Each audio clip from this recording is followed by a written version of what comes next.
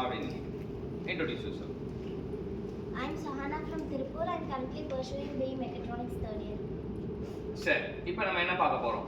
First term velocity ratio. ஒரு gear ட்ரெயின்ல velocity ratio என்னன்னா ஒமேகா ஆஃப் ஒமேகானா angular velocity of driver to the of angular velocity of driven அப்படின்றது எடுத்துக்கலாம். சரியா?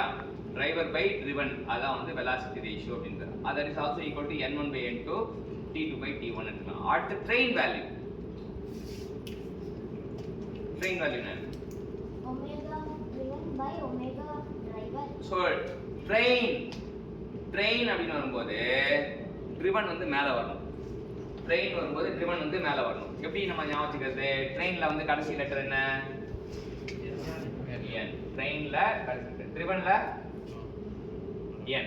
சரியா? ட்ரெயின்னாலே ட்ரெயின் வேல்யூ அப்படினாலே ஒமேகா driven வந்து மேலே வரணும் அப்படின்னு தெரிஞ்சுக்கலாம். driven by driver.